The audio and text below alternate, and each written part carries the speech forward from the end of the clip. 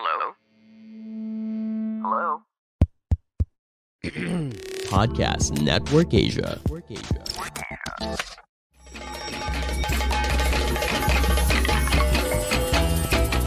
Welcome to She Talks Peace, a podcast that highlights the role of women peacebuilders around the world in bringing lasting peace and security to communities. Eavesdrop on their communities and get to know their stories. From the Philippines to Malaysia, from Indonesia to Palestine, from Myanmar to the United States. Their dreams and hopes for a world without violence and a world where every woman and girl can be whoever she wants to be. Hosted by Amina Rasul Bernardo, President of the Philippine Center for Islam and Democracy. This is She Talks Peace. Salam, dear listeners. This is Amina Rasul of the Philippine Center for Islam and Democracy, welcoming you to a special episode of She Talks Peace. And I am in Manila. And my dear friend... Hello. Hi, everyone. This is Dina Zaman from Iman Research. I used to host this together with Amina. She Talks Peace, but I guess I'm on a break now. Hi, everyone. Hi, Amina. How's it going in Manila? Hi, Dina. So far, Hi. so good. But can you imagine that we have been podcasting for 1 year now? How time flies. Has it really been 1 year? Oh, yeah. Absolutely. But this is the thing. You have fun, right, during the podcast? I had until work beckoned, but it was good. It was good all this while. Yeah, because sometimes I wonder whether you and I were really working or just having fun, chatting and occasionally gossiping Yeah. about our leaders with our friends. Yes. No, I think that's what I liked about She Talks Peace. It wasn't that standard formal, podcast that tends to make you sleep after 10 minutes, no matter how educational it is. I certainly, for me, I learned a lot from the women and men that we interviewed. Not really Oh, knowing you're right. had to go through what they have to do. So it's been very educational. Yeah, one of the memorable episodes that we had was the Mhm. one with Antelak of Ye- Yemen. And Yes, she, and she was talking about Islamic feminism. And I'm yes. sure that many of our listeners didn't realize that Islam and feminism can be put in the same sentence. Yeah, I'm sure. There were also others. Do you remember the twins? The Lebanese twins that we spoke to? Ah, Yes, Nancy and her sister, the Kamikaze twins. yeah. And then there were so many. I mean, on Malaysia, we had Deborah Henry. Oh, there The was beauty just, queens. Oh my goodness, the beauty queens. Yeah. Beauty queens with a purpose. but imagine, yeah. 1 year, Amina. It was one crazy idea. You said, Gina, would you want to try? Okay, not knowing what it was all about. Yeah, our Right. question was, yeah, what is a podcast? and now we know, and it's our way of having almost like a telephone conversation with Yeah, each other. But you know what, Dina? yeah. I checked the statistics, and this last week, not 7 days, we had listeners in 32 countries. Oh, not In the bad. last, not bad. So I guess we have to say salamat, shukran, merci, dankeschön, arigato, and sheshe. Yes. 32 countries. What are the new countries? I can't remember. Oh, there was one from Taiwan. That's Oh, new. That okay. that that's kind of new. And you know Yeah. what the most popular episode Yes. that we have? It's Uh-huh. still the first one with our former Foreign Affairs Secretary Delia Albert.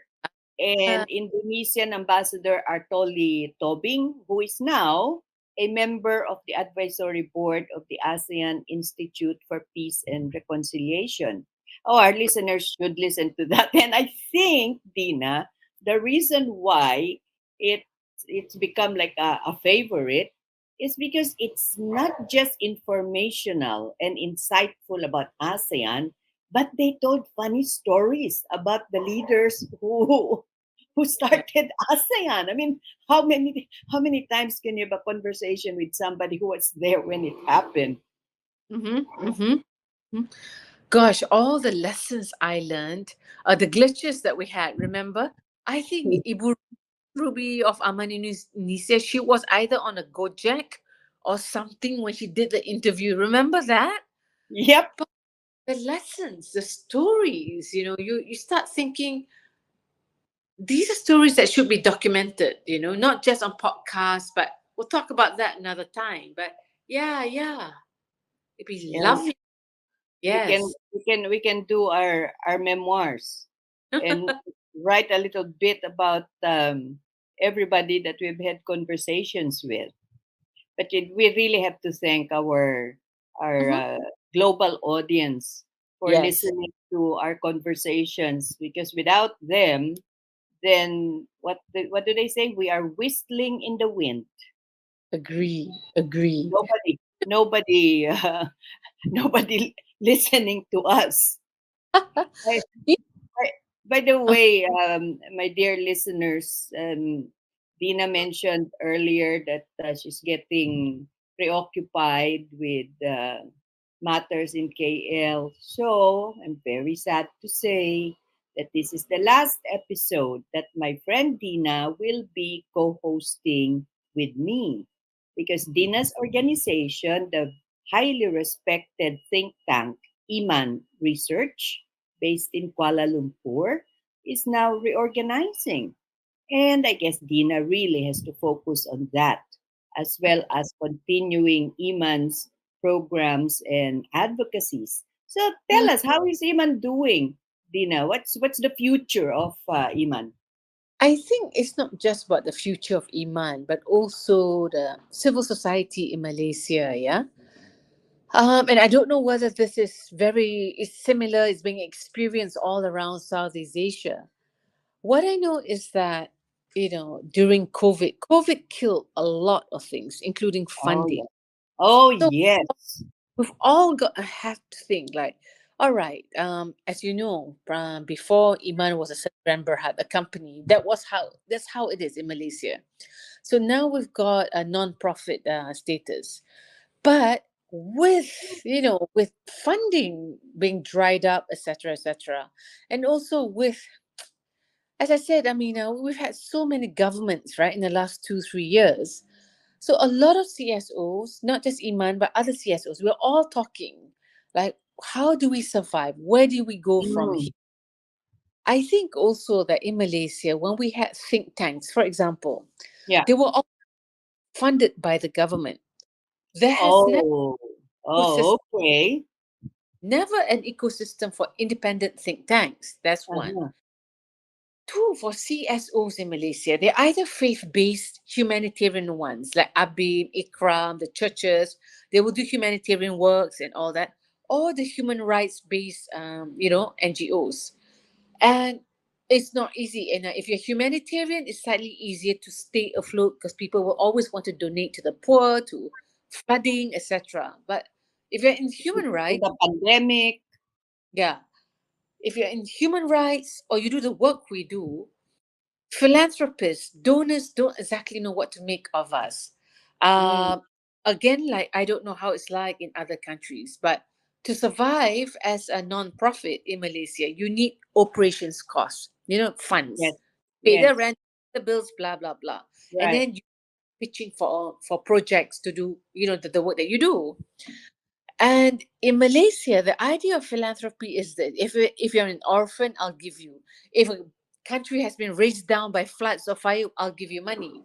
So we don't have that American idea of philanthropy or European idea of philanthropy where I put the money to invest the intellectual wealth of a country. Right. Oh, but we don't have that. Yep. Yeah. They, I guess, well, in many ways, I can see why donor community, corporate foundations Yeah. veer towards what can be counted, Mhm. because accounting, you give $1 million to an organization, and they tell you, oh, we vaccinated 1 million children in Africa, but I give $1 million to strengthening democracy. And what Yeah. can you count? So Yeah. sometimes, they're at the mercy of auditors. But I guess you and I and our brothers and sisters who are in civil society, we have to really start thinking about sustainability. And I agree with you. It's not just Iman that's facing this, or PCID, but all of our friends in the different organizations do face this very, very real dilemma. You know, I actually envy Deborah, yeah. because what she's done with Fuji, right? Is Mm-hmm. that she started developing lines of jewelry and Yeah. accessories, and the funds for that now, pays for the bill for the school that she has for the children of refugees. But Yeah. I'm not that creative, Dina. Are you? Is there anything you can create and sell? I know. Oh, Dina, your books and your poetry. Eh, You could actually do that. Sell your poetry as a I know. fundraiser. Talking about this, I mean, I really must introduce you to Vidya. She was one of the founders of Every Woman in the United States, and my friend Millicent Bogart. And Hmm. I think a conversation that, she talks speaks, you talk, because what these two women do now is they mentor on a consulting basis or pro bono basis, and Hmm. they look at how organizations can be better, from governance to communications. And you know what? No things I learned. She said, "Do you know, even how you email people, right? If Hmm. you send an email to PCID, and it takes 2 3 weeks to reply, right?" Uh-huh. She said that it actually shows as a breakdown in the system. We may think, no, we've been very busy, that's why we haven't. But Right. she said, something simple as that, if you don't have a turnaround of 48 hours, you have to see what's going on there. It could be that you don't have enough resources. That's why the staff is like, oh, I'd rather be in bed. I don't want to read. And Yeah. I'm really, really fascinated by how they looked at this. I will definitely introduce the both of you to them, and you can interview them, because they're very big on the women, peace, and security agenda, but they also teach us how to govern. And they said once you have the systems in the NGO CSO in place, right? Hmm. And that's how you can create the language for funding. But it's a tough, long exercise. But I think it's worth it, and I'm sure our sisters, the peace builders all around the world, would be very happy to learn about this. That sounds like a great idea. Yeah. At my age, I still need mentoring, Dina, especially We about especially about running a civil society organization that has problems with resources. I think, yeah, all of us do, because Yes. when it was out of passion, great. We've done good things, I mean, but then 3 4 5 years later, you go, we've done everything's backwards. Now, how do we improve on this? Hmm. So yeah, I'm going to set that up. I'll set an email up for all of you to chit chat. Well, you know what, Dina? My mother, when she would talk to us, my brothers and sisters and I, and then she would always focus, especially if we were saying, "Oh, we're too tired," and besides, we think on our feet, and because Yeah, we thought we were intelligent, Tina. So, yeah. and my mother would always say, "But children, success is only 1% inspiration and 99% perspiration." Yeah. So it was the lesson that we really took from her. You may have a brilliant idea, but if you don't put in the hard work, it's going to come to nothing. So I guess the women that you were talking about, and the example that you gave about the unanswered email. Yeah. Yeah, that's also a sign, probably, that potential donors are looking at, thinking, hey, these Yeah. people don't realize the value of communications, and they're not putting 99% perspiration in the nitty gritty of running things. So you can't get Yeah. by on brilliance, Dina, or beauty. Look, I'll talk to, what do you call that, to Millicent and all, and see, even if it's not a She Talks piece, I say, look, is there a way we can all have a chat and you tell our friends here who want to listen and say, how do we make things better? Mm-hmm. Um, it's just fascinating. Um, we've only done one session, but that was enough for me to think, oh, we should have done this. But hang on, Dr. Aisha just wrote, right, that her Rohingya school in Penang had to close down at the end of 2021. And they have a peace learning center in Penang Island. They started this in 2013. Yeah. Shall we get Dr. Aisha, to hop Oh, on? maybe, Yeah. maybe a little later. Let's Okay. uh, let's Yeah. have Dr. Ayesah comb her hair because, dear listeners, we are now visually, we can now be seen. That's what I'm saying. But Ayesah, I guess, has finished combing her hair. So Okay. let me just say, dear listeners, why we are bringing on Ayesah first, Yeah. because since Dina is going to be focusing on Iman, Yeah. Ayesah has very kindly accepted our invitation to co-host. So Yep. she's going to co-host for a month. Dina Ayesah, of course, was our guest last week, Ah, and she's a professor. She's an educator as well as a peace and gender advocate. Welcome, Ayesah. hi. Hi everyone. Hi Dina. Hi Amina. Yeah. So Nice to tell us meet about the you. background. Why is that your favorite? Yeah, that's Mount Kinabalu. Oh, I'm Sabah. based in Kota Kinabalu. Yeah, so that this is in Kundasang area. Kundasang has it's in the mountains, and then it has a cold climate. So it's a good vacation place for Right. everybody here in Malaysia. So Kundasang is famous, and of course Mount Kinabalu. Yeah, but You know what? I was just thinking, yes, and Dina, because Dina and I were talking about sustainability. What if we did like peace tours, Dina, and we bring them to Kota Kinabalu and bring them up the mountains on a trek, and at night, yes, I would have like a peace workshop. Would that be fun? You think we could make money off that? Get some revenue for our advocacy work? If you do it properly and we get paid what we are worth, we've had to work very strange funders. I remember. But no, I think we can do something like that, which we'll have to do offline, discuss offline. I think you can. And I've got some ideas because I think there's a lot of stories here. It's just a matter of effort and getting people to pay for this. But yeah, this is something we should explore. Dear listeners, now you hear a little bit of the struggles that we who are in civil society have. Advocacies are never ending requirements. We need to be out there working with communities, speaking out. But Yeah. for a car to run, you need gasoline. So I'm Yeah. really glad that Dina has some really great ideas about how to make us sustainable, which we will discuss in private.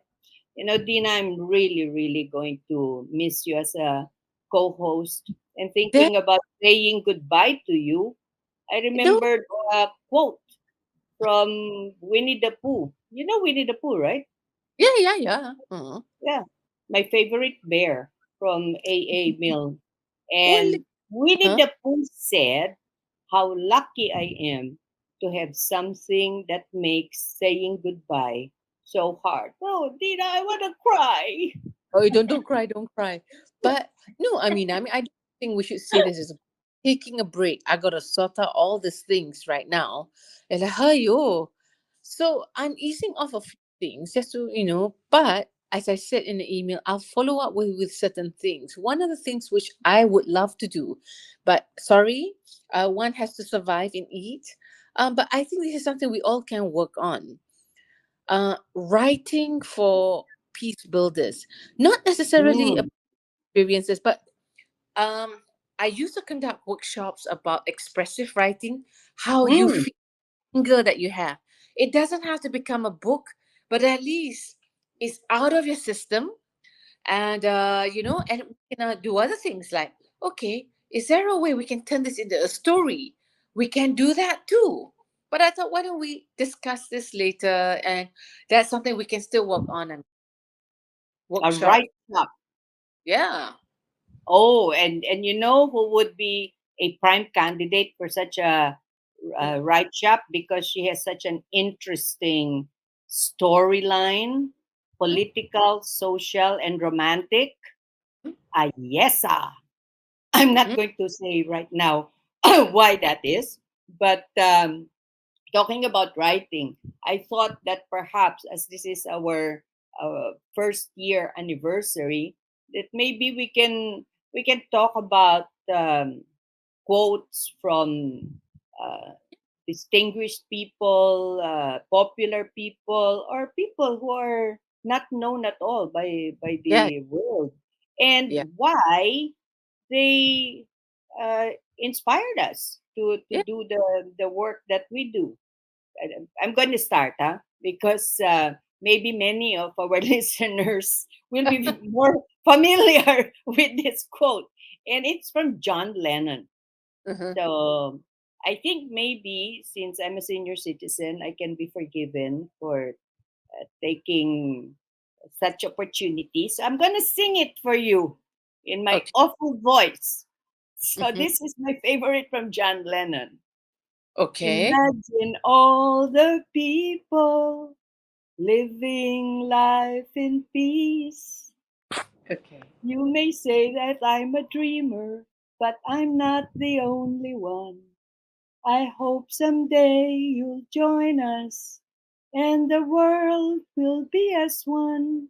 So that's my favorite quote from John Lennon, and I guess in many ways that kind of encapsulates why I thought our podcast was a good idea, because Yeah. you, me, Ayesa, all our friends and colleagues who have been working on peace and security, women and Oh, human rights, democracy, we all dream of the world as a global village mhm. where we, our families and friends can live happily. But Yeah. sometimes when you watch what's going on in Ukraine and Mm. all the other awful Mhm. developments in the world, you Right. think it's so depressing. You feel so alone. But Mm. then you think about John Lennon's song, and you're not the only one. So podcast allows us to reach out to other dreamers in the Mhm. world. So Yeah. who knows, right, Dina? How Look, about you? what- Aisha or me? You, Oh, Dina. me. Well, no dreams right now. Just getting, just managing each day. But I think that I think a lot of people have dreams. A lot of people have wants and desires. And I know that just talking to a few of our friends, the peace builders, right? There is also that, wanting to be able to thrive while living in a conflict country. So there's a lot to write about and talk about. But for me, it's this, one of the things, okay, this is many, many years ago. I met this very wise woman, a family friend, and she died already. And she said, Dina, what you should do is lead an extraordinary life. And I remember Ah, at that time I was an editor then with Ayesah and going, huh? You know, going, oh, what do you mean extraordinary life? Life is already so hard. But I took to that quote, and honestly, I mean, the two books I wrote, yeah, mm, I Am Muslim, Holy Men, Holy Women, they brought me to all around Malaysia. And I just said, I don't think I'm going to give this up. I actually saw a window to my country which very few people had seen. So yeah. it has been an extraordinary life. And look, with Iman, when we did this 7 years ago, we thought we are going to become an economics research think tank. Suddenly, we're doing this. And yeah, here we are. 7 years later. Whew, And oh, it has been an extraordinary voyage for you, Dina, and still a ways to go. oh There's, yeah. the river is snaking every which way, so you haven't quite reached your goal yet. What about you, Ayesah? What favorite quote do you have, and why does it inspire you so? Okay. Now you're going to tease me about it because I'm too loyal as a wife, but my quote is from my own husband, Professor Kamrul Zaman. Yeah, Oh, this is the love story, Dina. Okay. when we started doing our peace building work in Aceh before, and of course Mindanao, then southern Thailand, and this is a quote that I also wrote in my own book, which I published with Springer in 2019 on peace building and sustainable human development, the Bangsamoro quest for right to self-determination. So anyway, the quote that I picked up from him is, he said that peace building has to be built in the place, or the roots, where the roots of the conflict is located. Yeah. Mm, So it's not peace, not general peace, but the work of peace building itself. Because as outsiders, like, for some of us who work in other conflict areas like Aceh, like southern Thailand, we are parachuting, helping them do the peace building activities. But in the long run, it's really the people there that's going to do the work. So we mm, always have, as peace builders, we have to remind ourselves not to be all knowing and all too powerful, Yeah. and thinking that right, their world will not be any better if we are not there. right. Yeah. That's the mistake that we would often commit, and we have to admit it to ourselves. So we go there, we help them out, and we help them, sustain, what they started. But it has to be them, it has to be the people themselves who needs to do that peace building work. And then, as peace builders, we also learn how to do our own exit strategy. We should Mm. also plan ahead. When do we step out? Because Yeah. after all, it's the people themselves who needs to own peace building. So to me, I have always lived up to that, saying, or that statement, that anything that we do with other people in other places, we have to, reflect on that, and then we remember that it has to be owned by the people themselves. And now you can see the love story, Dina, of Yeah. Ayesah. She should really write that up. So now I understand Sam more fully. Hey, sisters, by the way, I think we've got friends outside who want to join us in our celebration of our first year. Shall we let them in? Yes, please. Okay. Hi, Jenny. Hi, Salma. Hello. So welcome, welcome, welcome. So far, we've got Jenny here, Salma, Oyi. I'm not sure if that's Amporn. It looks So like it. hello everyone. So glad you could join us. By the way, dear listeners, Jenny and Salma have been our co-hosts when Dina or I couldn't make it. So welcome and thank you so much for being part of the She Talks Peace family. So, Jenny, Always a pleasure. Yes. what's your favorite inspirational quote and why? Oh, there's a lot, but with all the things happening at the moment at the same time, I'm reminded for years back. Like I came onto this quote when I was still in high school. I think I was reading about my favorite president, John F. Kennedy, and he was talking about peace in his speech, one of his speeches, and he said that peace is a daily, a weekly, a monthly process, gradually changing opinions, slowly eroding old barriers, quietly building new structures, and however undramatic the pursuit of peace, that pursuit must go on. So I love this quote because it's not always everything so fast and everything out there. There are peace building, peacemaking is also about those quiet moments, or moments where we are not in the spotlight, moments where you're like a duck where you're doing so well, but on the surface you look calm and collected, but you're really working so hard. So all of these things, I think, and of course it's a habit. Peace is a habit. So I really really love this quote. I guess that's why they call it peace building, right? Stone by stone, step by step, we build Absolutely. we build our community.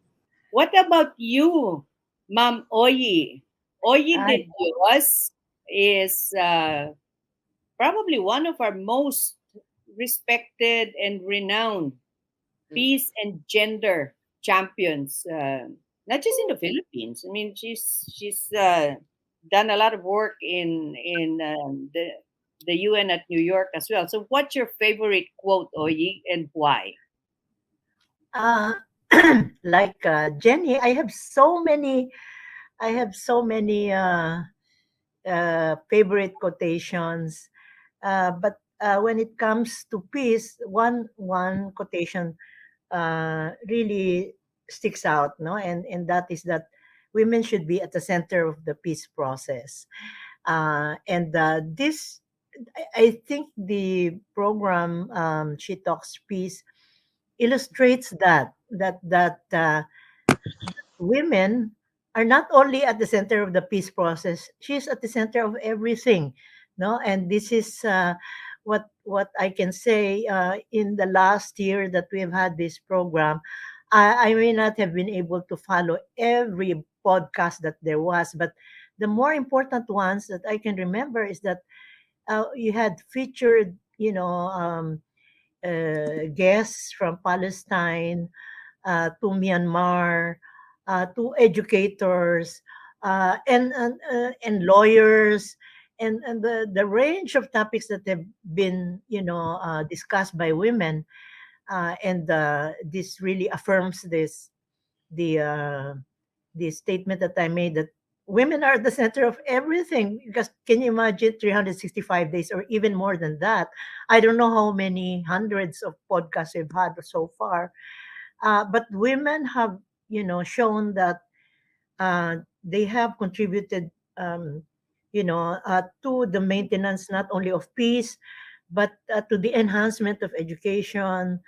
What do you call this? To the reforms in politics, as well as in the justice system. So I can say that with really that I'm really convinced that without women at the center of everything, especially in matters of peace, that progress will not really be possible.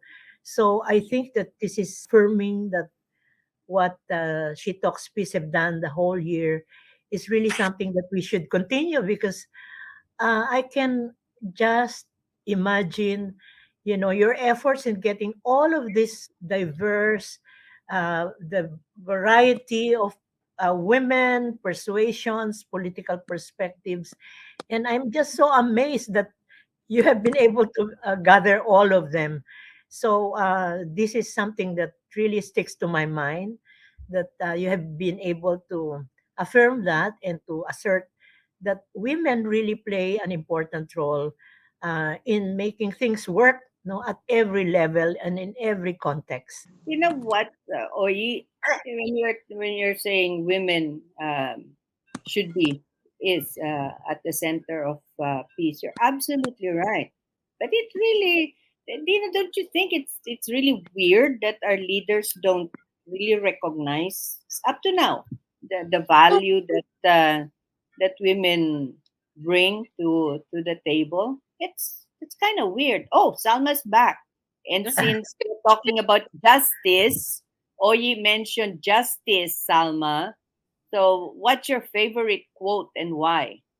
There's several quotes actually, but since I looked at some verses because I'm looking at Islamic law and jurisprudence. Let me quote Surah Al Furqan, which says, "And the servants of the most merciful are those who walk upon the earth easily, and when the ignorant address them harshly, they say words of peace." This is similar to what Mahatma Gandhi said. Mm, An eye for an eye only ends up making the whole world blind. yep. Yeah. And for the younger generation, the generation X, Y, and Z, those who grew up with Naruto, according to Oh, Gara, Salma, what's Naruto? Naruto is an animated feature based on a manga that was created by a Japanese artist Mm. and has gained popularity since the early 20,000, 2206 up to now.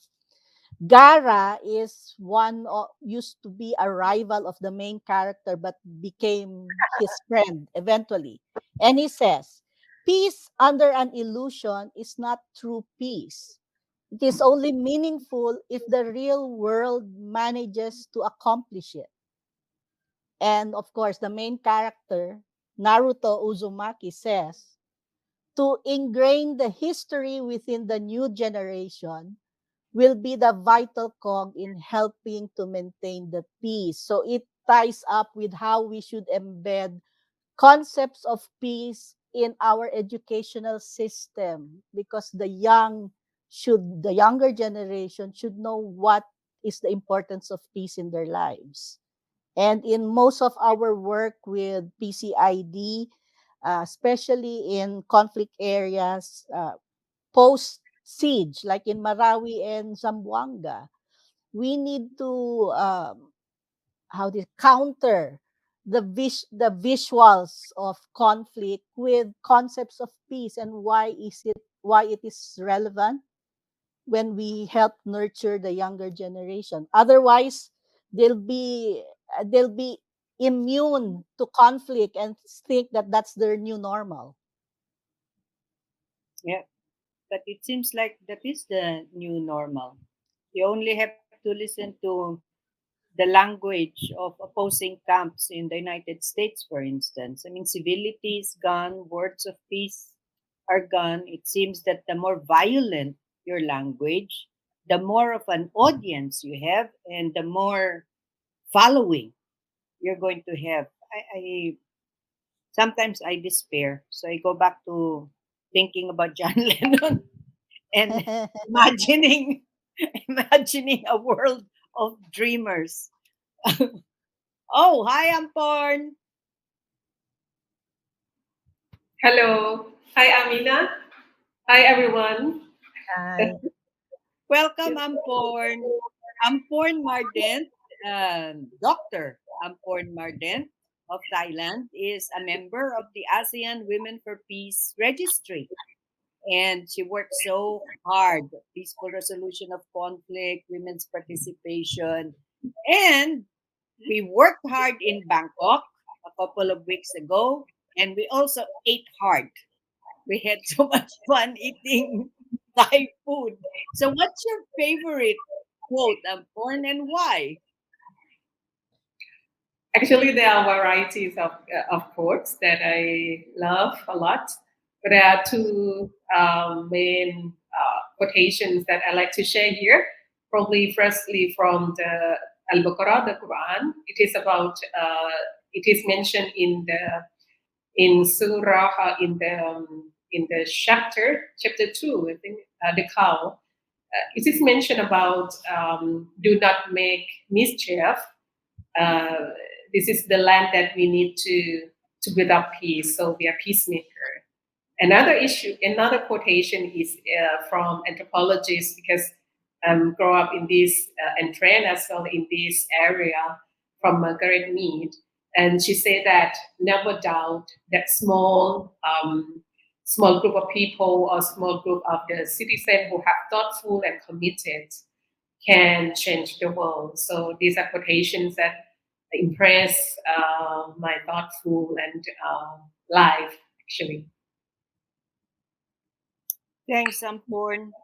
You and Salma should really be comparing notes more often because she also tends to look for inspiration in the Quran. Although Amporn, unlike you, she can't read it in Arabic, so we rely on English translation. but you, but sisters, you know what? She Talks Peace has conversed with peace builders from Asia to Africa to Europe and the United States. And this past year, we've really seen how much our global village is under stress, not just from the pandemics, but more and more armed conflict like the Russian invasion of Ukraine, rising hunger and poverty, environmental disasters, and then, of course, the news that the United States has killed the emir of Al Qaeda. That's going to have an impact. So you sometimes wonder how do we remain optimistic? We continue our work, we think, you try hard, you can change the world even a little bit for the better because we begin with our homes and our communities. Are you optimistic? You think we can change the world and have a peaceful global community? What do you think, Mamoy? Uh, uh, it's a question that raises more question than answer, actually. All of us here, especially those who have become seniors like myself, can only reply by looking backwards, no, and appreciating things from more or less a long-term and historical perspective. And I can tell you that when I was a teenager and a student at the University of the Philippines, um, I was so impatient, like many other student leaders then. We wanted to change the world today or even tomorrow. Yeah, So, now. and now, Revolution. yes, looking back and looking at all the kinds of demands and issues that we were raising, I thought that, wow, the way we thought was really so revolutionary and so long ranging and really global, because then we were connecting with uh, the issue of war and peace, even then in the 70s, no? And this was during the time of the Vietnam War. And I have to say that that war really woke me up about the issue of peace. That even when Mm, it's happening, somewhere else, the Philippines was affected because we have the yeah, military bases here, yep. and many of the weapons that are attacking the Philippines. So I think that uh, looking back then and what we are doing now, it gives me some hope. No, it's not totally pessimistic. I was very pessimistic during martial law, and of course, having experienced the atrocities of martial law and the brutality and all the negativity there, I was so disappointed. But then again, after the 86 period, you saw the emergence of a lot of women's groups, and not only in the Philippines, but the global women's movement, and taking up every issue and I have to say that the issue of peace is, was taken up by women, not not very long ago, no. And I think in the last 30 years we have grown this kind of movement. So looking back at all the gains that women have achieved so far, um, gives me, a level of hope that I didn't have when I was younger. And Hmm. also, first, uh, looking at all of us, where of course all of us are, many of us like myself, senior, but I can see that the younger generation are also taking up these issues that we did not take up when we were younger.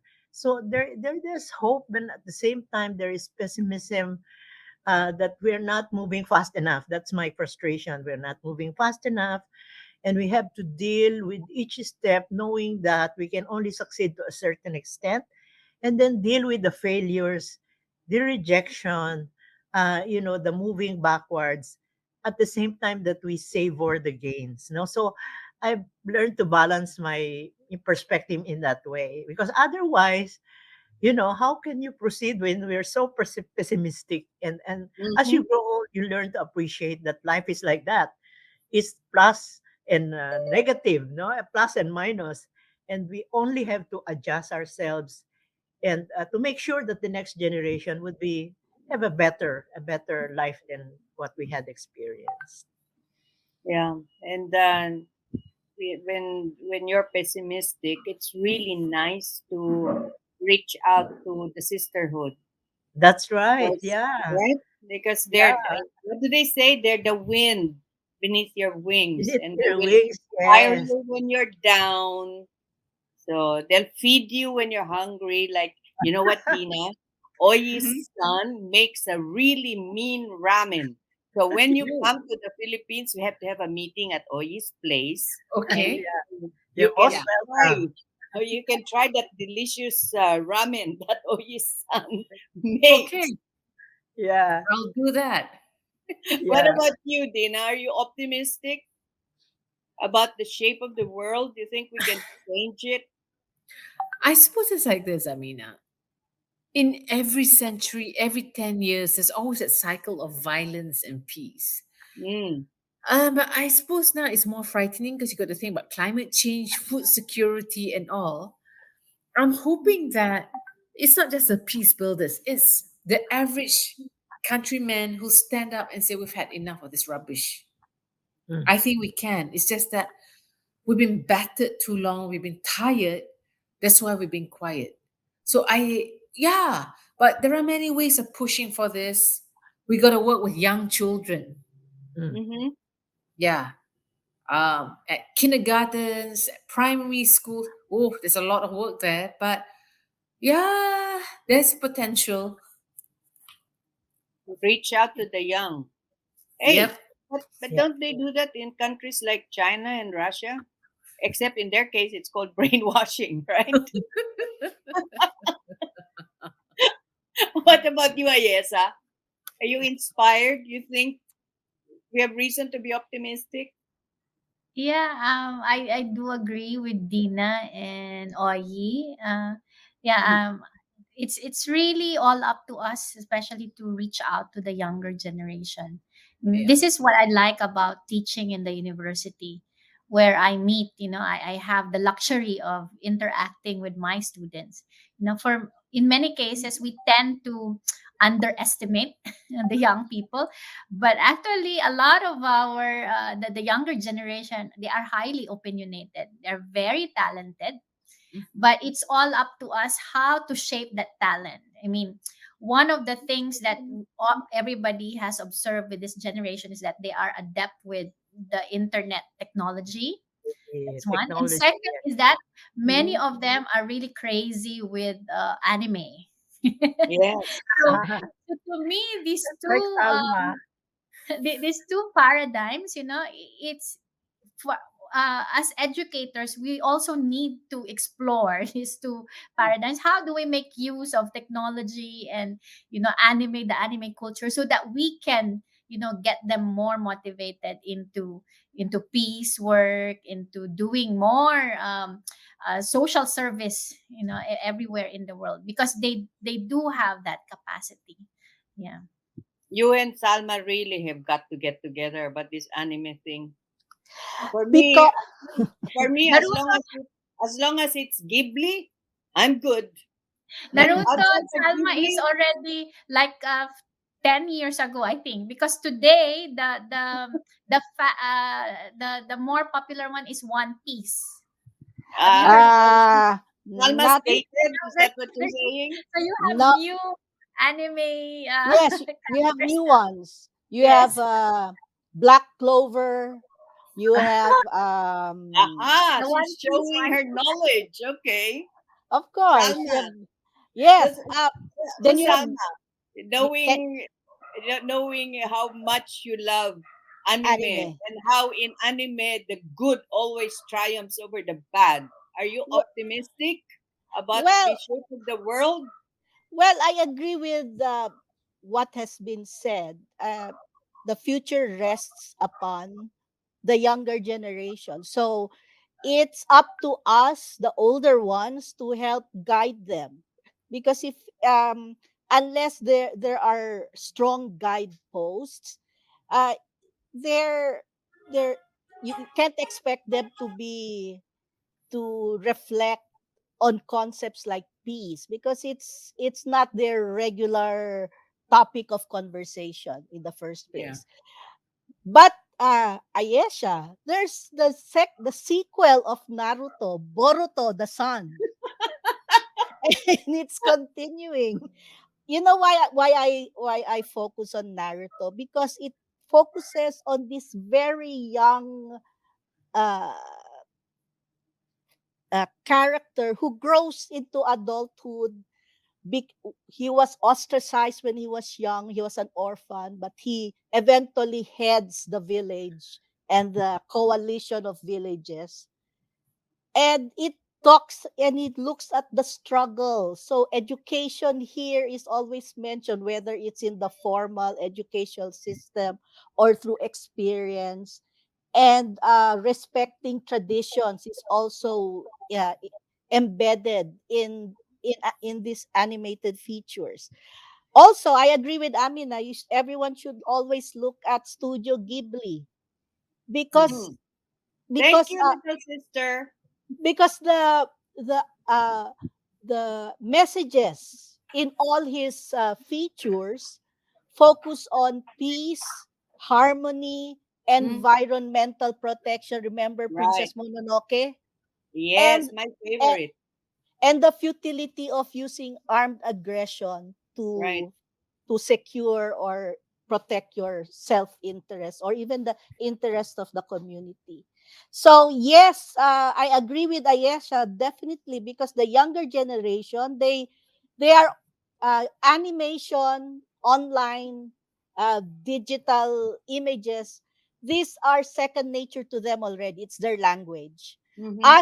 As maybe we grew up on Walt Disney, maybe on Sesame Street, but they grew up with I Iba grew up with Voltes 5. I mean the people who are in the ages 40 to 50, they grew up with Transformer, Voltes 5. But the younger ones grew up with Bleach, Naruto, and the 10-year olds are now Black Clover, One Piece, One Punch Oh my Man. Yeah. goodness. I have to read this anime because even when I teach in law school, my visuals use anime and manga, You and mean it to say your law grew. students are all into anime? Yes. Oh, And wow. because they grew up on this, and it Yeah. immediately engages their interest, and it what is theoretical, I show them, look, do you remember this episode in so and so? Then they recall. So because law, you study a lot of provisions of Boring. law It's cases. so boring. So you've got to make some visual connection and that they can retain in their memory. And I use manga and anime. Oh, good. That's sound strategy. maybe we should be doing the same thing, Oyi, and having anime for our illustrations. Jenny, what about you? Are you optimistic? Do we have reason to be optimistic about the shape of the world?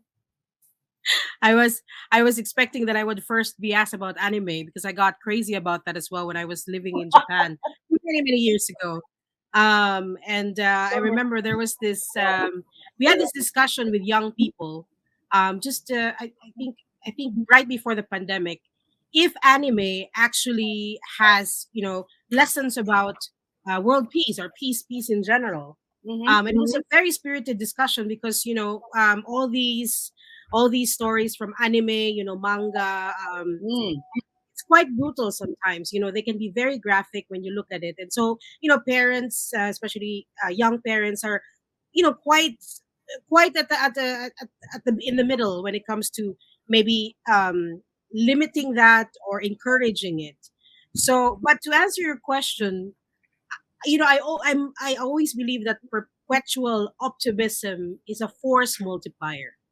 So, on one hand, I think we have had gains over the past years, especially when it comes to women's empowerment, making sure that women are in the discussions, occupying a seat or bringing a seat to the table if there are no seats. And certainly you, Amina, with Oyi, and all of the women here have been instrumental in that. But we also have to look about new intersectional issues that we are faced with. So of course, climate.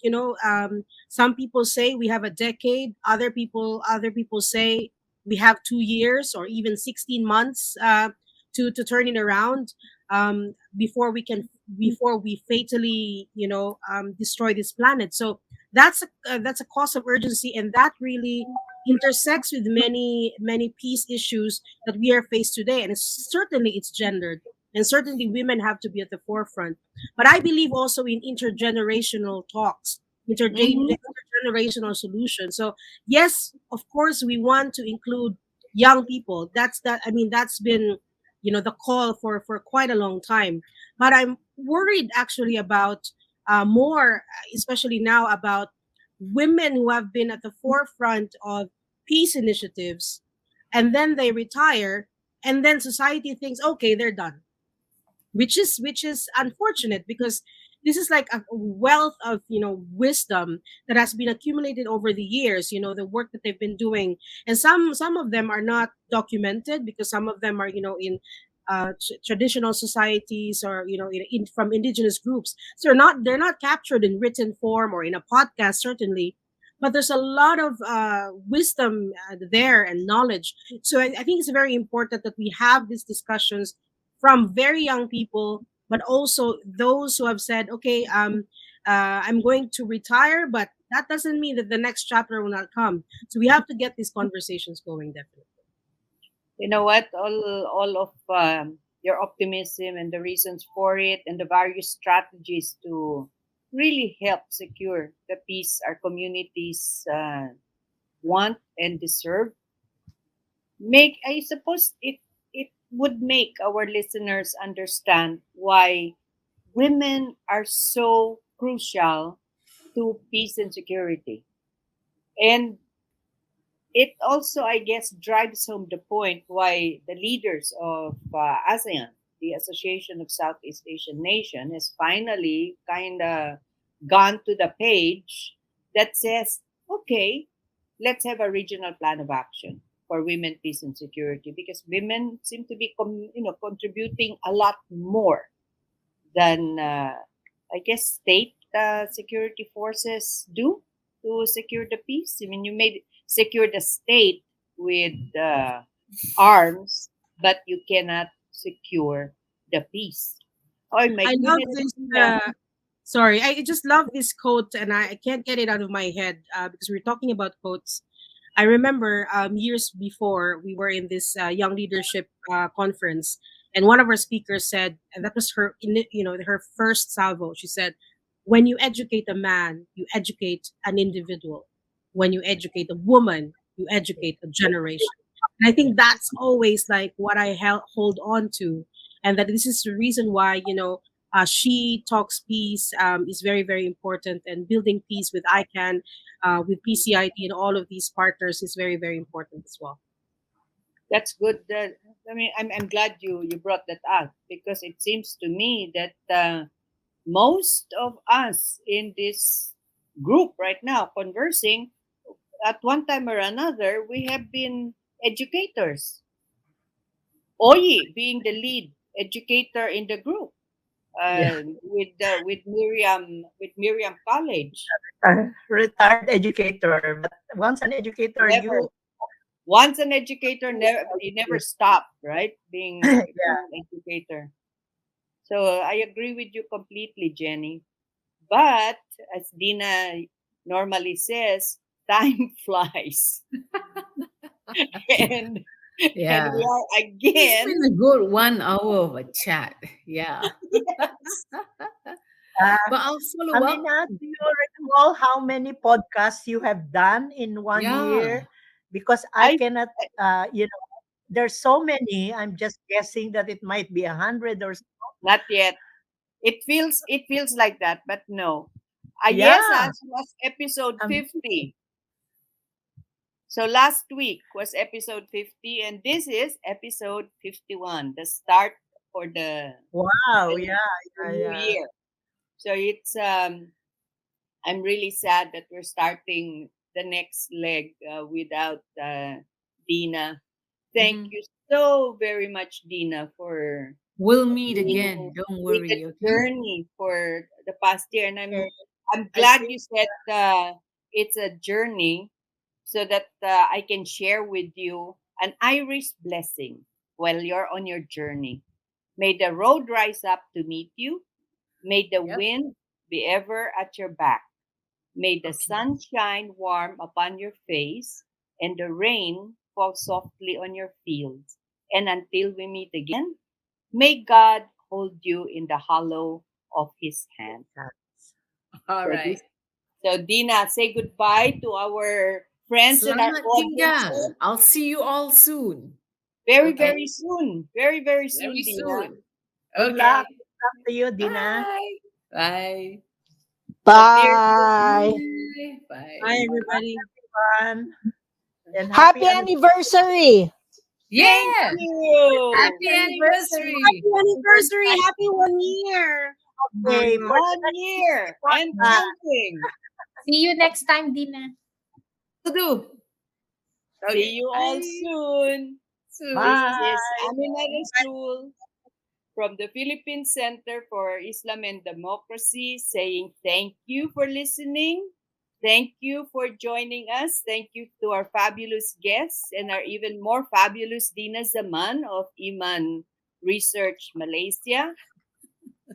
Bye. And see you next week. See you. Next week. Bye. She Talks Peace is brought to you in partnership with Podcast Network Asia and Podmetrics, the easiest way to monetize your podcast. For more information, check out their website at podcastnetwork.asia and podmetrics.co.